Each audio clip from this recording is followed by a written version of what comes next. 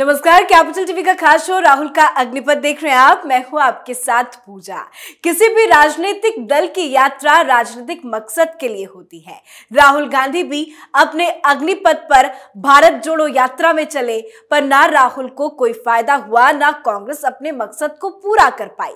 सीधे शब्दों में कहे तो भारत जोड़ो यात्रा में राहुल गांधी ने सिर्फ और सिर्फ पैसे खर्च किए, बेवजह संस्थानों का इस्तेमाल किया गया, कांग्रेस नेताओं का वक्त बर्बाद हुआ। इसी को लेकर कांग्रेस में काफी चिंता है और अब बड़ी खबर ये सामने आ रही है कि राहुल गांधी एक बार फिर से लोगों को जोड़ने के लिए निकल सकते हैं, यानी कि भारत जोड़ो यात्रा पार्ट 2 की प्लानिंग में है कांग्रेस।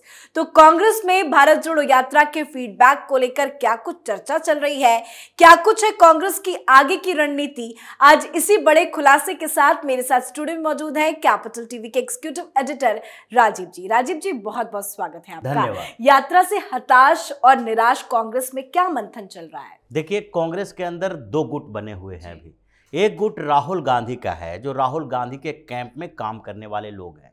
वो बढ़ा चढ़ाकर इस बात को प्रसारित कर रहे हैं, बताने की कोशिश कर रहे हैं कि यात्रा पूरी तरीके से सफल रही है, लोगों को जोड़ने में कांग्रेस कामयाब रही है।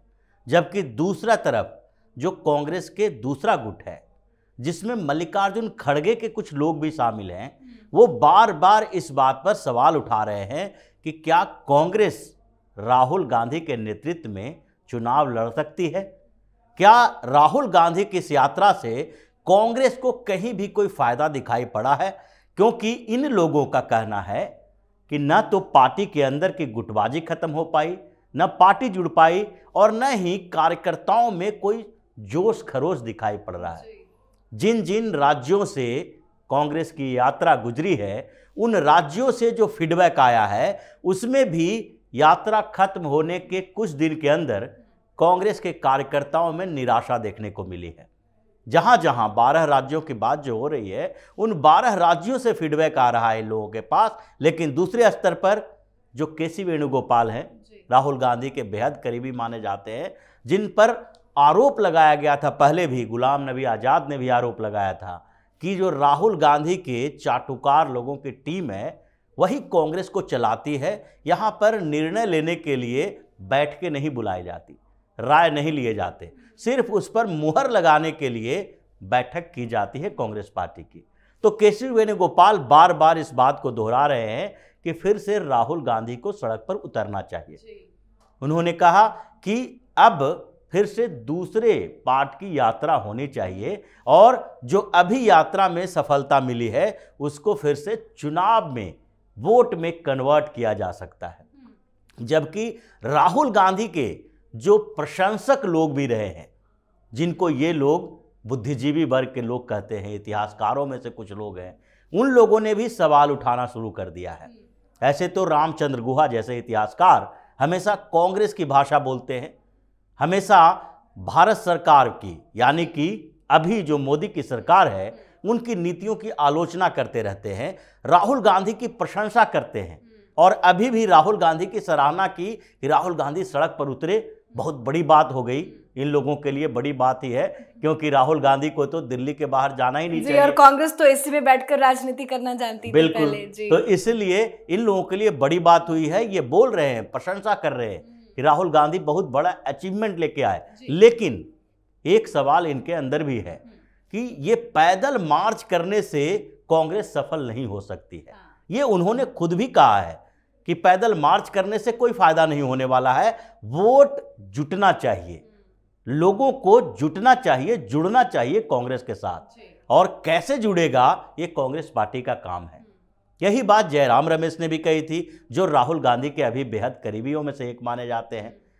1 महीना 1.5 महीना पहले ही उन्होंने कहा था इंटरव्यू, और विदेशी पत्रकारों के साथ भी उन्होंने बातचीत में कही थी ये बात, कि राहुल गांधी की यात्रा पर निगाहें टिकी हुई है, लेकिन यात्रा का फीडबैक जो मिल रहा है, अगर वो उस यात्रा के साथ कांग्रेस का कोई उत्थान नहीं होता है, तो फिर सोचना पड़ेगा कि हमें क्या करना चाहिए। सोचना पड़ेगा, मतलब नेतृत्व परिवर्तन की जरूरत महसूस कांग्रेस को हो जाएगी। और केसी वेणुगोपाल कह रहे हैं कि यात्रा फिर से शुरू की जानी चाहिए, क्योंकि हमने सिर्फ 12 राज्यों की यात्रा की है, अभी बहुत सारे ऐसे राज्य हैं जहां इंपॉर्टेंट है, महत्वपूर्ण है चुनाव के लिहाज से। पश्चिम बंगाल जाना है, उड़ीसा जाना है, बिहार, झारखंड जाना है, तो इन सारे राज्यों में लोकसभा की सीटें हैं, 40-42 सीटें एक एक स्टेट में है। तो इन राज्यों में यात्रा करनी चाहिए राहुल गांधी की। हो सकता है कि 2-4% फायदा हो, लेकिन अभी तो 14 राज्यों में यात्रा हुई, किसी भी राज्य में फायदा नहीं नजर आया। तो इसीलिए दूसरा गुट का कहना है कि अगर यात्रा की जानी है तो हम इसका दूसरी व्यवस्था करें, इसको राहुल गांधी की यात्रा के तौर पर न देखें, ये कांग्रेस की यात्रा बनाया जाए इसको। जैसे अभी हाथ से हाथ जोड़ने का जो यात्रा चल रही है, तो ये कांग्रेस की यात्रा के तौर पर है, राहुल गांधी नहीं है उसमें। उसमें स्टेट लीडरशिप है और स्टेट के नेता हैं जो एक दूसरे के साथ घूम रहे हैं। बिहार में भी ये चल रहा है, लेकिन बिहार के राजनेताओं, बिहार के जो कांग्रेस के कार्यकर्ता हैं, ये यात्रा निकाल रहे हैं। तो ऐसा माना जा रहा है कि बिहार में जो यात्रा चल रही है उससे कांग्रेस को ज्यादा फायदा है राहुल गांधी के बजाय। तो राहुल गांधी को तो विपक्ष के नेता भी एक्सेप्ट नहीं कर पा रहे हैं। जिस तरह से हमने देखा कि क्लोजिंग सेरेमनी में विपक्ष का कोई बड़ा लीडर नहीं नजर आया, तो क्या अब राहुल गांधी अपने आप को मजबूत ना करके कांग्रेस को मजबूत करने में फोकस करेंगे? देखिए, राहुल गांधी तो अपने आप को ही मजबूत करने की कोशिश करेंगे, लेकिन कांग्रेस के जो दूसरे नेता हैं ये यही सवाल उठा रहे हैं कि कब तक राहुल गांधी को ढोते रहेंगे। हमने 2014 से 2023 तक ये चीजें देख ली है कि राहुल गांधी के अंदर नेतृत्व क्षमता नहीं है। अगर गांधी परिवार से ही किसी और को देखना है तो फिर प्रियंका गांधी को सामने लाना चाहिए। उन पर भी एक्सपेरिमेंट कर लो, देख लो कि अगर प्रियंका गांधी निकलती है सड़क पर, वो मार्च करती है, तो कांग्रेस को कितना फायदा होगा। राहुल इसको एक्सेप्ट कर पाएंगे? राहुल है जो इसका विरोध कर रहे हैं। इसीलिए ये दिखाई पड़ रहा है इन दिनों कि राहुल प्रियंका साथ साथ दिख रहे हैं, क्योंकि इनको बताना है कि कांग्रेस के अंदर ऐसी कोई संभावना नहीं है कि प्रियंका गांधी राहुल गांधी के बदले नेतृत्व संभालेंगी। और जो कांग्रेस के अंदर गुटबाजी की बात चल रही है उस पर भी विराम लगाना है, और इसके लिए जरूरी है कि कांग्रेस में राहुल गांधी और प्रियंका गांधी को एक साथ दिखाया जाए। और वो भी एक साथ दिखाना ही नहीं था, जिस तरीके से एक साथ दिखाया गया, ये लगा कि दोनों के बीच अटूट रिश्ता है। बिल्कुल। और ये रिश्ता टूट नहीं सकता, राजनीति कितनी भी झंझावात आ जाए। बिल्कुल। कभी मंच में करीबी रिलेशंस हमने देखे राहुल और प्रियंका के, कभी बर्बारी में वो खेलते नजर आए। तो क्या ये एक मैसेज देने की कोशिश की गई है जनता तक? बिल्कुल मैसेज देने की कोशिश की गई है, क्योंकि ये राजनीति में परिवार के अंदर विस्फोट होता ही रहा है। बाप बेटे के बीच भी राजनीति में विद्रोह हुआ है, भाई बहन के बीच हुआ है, भाई भाई के बीच हुआ है। ऐसा पहली बार नहीं हुआ है जिसे माना जा सकता है कि नहीं, कांग्रेस में तो ये संभव ही नहीं है। क्योंकि कांग्रेस में भी हुआ, जवाहरलाल नेहरू के बाद भी हुआ, इंदिरा गांधी के समय हुआ, उसके बाद भी राजीव गांधी और अरुण नेहरू जो थे, इन दोनों के बीच विवाद हुआ, जो अपने ममेरे फुफेरे भाई रहे हैं। संजय गांधी और राजीव गांधी अगर पैरेलल राजनीति में होते तो दो गुट बन गया होता। अगर संजय गांधी की मौत हो गई, राजीव गांधी बाद में एंट्री लिए, तो उनके परिवार की क्या स्थिति रही। यानी संजय गांधी की पत्नी मेनका गांधी, उनके बेटे वरुण गांधी, ये सब कांग्रेस के अंदर तो नहीं रहे। तो फिर जब प्रियंका गांधी को राजनीति में लाया गया है, उनकी भी महत्वाकांक्षा जाग रही है, वो मीडिएट कर रही हैं, गुटबाजी खत्म करने की कई स्टेट में कोशिश कर चुकी हैं। पंजाब में की, राजस्थान में सचिन पायलट उनके बेहद करीबी माने जाते हैं। अब राहुल गांधी अशोक गहलोत के साथ खड़े हैं, तो प्रियंका गांधी सचिन पायलट के साथ खड़ी हैं।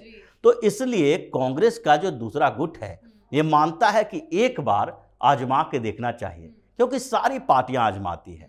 कांग्रेस को भी आजमाना चाहिए इस बात के लिए कि लगातार राहुल गांधी का चेहरा दिखा दिखा के चुनाव नहीं लड़ा जा सकता। अगर भारतीय जनता पार्टी एक बार मौका दी आडवाणी को, तो दूसरी बार फिर भारतीय जनता पार्टी की तरफ से मोदी को लाया गया। हर पार्टी चेंज करती है, तो कांग्रेस में ये चेंज क्यों नहीं होना चाहिए।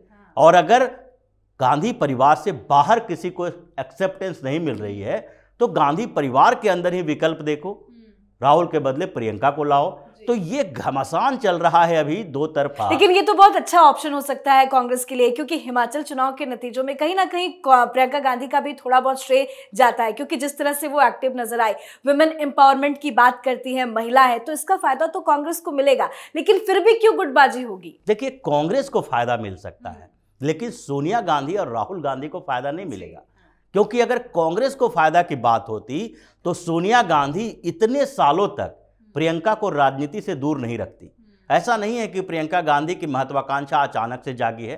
प्रियंका पहले भी चाहती थी राजनीति में आना, ये रायबरेली अमेठी में चुनाव प्रचार भी करती थी अपने माँ भाई के लिए, लेकिन फिर भी इन्हें राजनीति में फुल फ्लेज तब लाया गया जब राहुल गांधी कांग्रेस के अध्यक्ष बन गए। यानी कि जब लग गया कि अब राहुल गांधी को प्रोजेक्ट कर दिया गया है तो फिर प्रियंका गांधी को लाओ, सेकंड लीड में रहेंगी। प्रियंका गांधी के कारण फिर फायदा होता है। तो सोनिया गांधी अपने युवराज के साथ कोई कॉम्प्रोमाइज नहीं चाहती। बिल्कुल, और इसी कारण से अभी विवाद चल रहा है। लेकिन अब देखते हैं राहुल गांधी की टीम, क्योंकि सोनिया गांधी भी उनके साथ है, तो ऐसे में दूसरे स्तर की पार्ट 2 की यात्रा संभव है राहुल गांधी के नेतृत्व में ही हो और उससे भारतीय जनता पार्टी को और ज्यादा फायदा होगा। जी बिल्कुल, बहुत बहुत धन्यवाद समझाने के लिए। तो यात्रा से निराश, फिर से यात्रा की तैयारी में है कांग्रेस। खबर है कि राहुल गांधी की भारत जोड़ो यात्रा का दूसरा चरण 2 अक्टूबर से शुरू हो सकता है, जिसमें गुजरात से शुरू होकर अरुणाचल प्रदेश तक की तैयारी है। मतलब दक्षिण से उत्तर तक भारत भ्रमण करने वाले राहुल गांधी अब पश्चिम से पूरब की तरफ भी वैसे ही यात्रा कर सकते हैं। हालांकि इसको लेकर कोई ऑफिशियल अनाउंसमेंट तो नहीं हुआ है, पर हताश निराश कांग्रेस में मंथन जरूर हो रहा है। आप अपनी राय कमेंट करके जरूर लिखें। देखते रहिए कैपिटल टीवी। नमस्कार।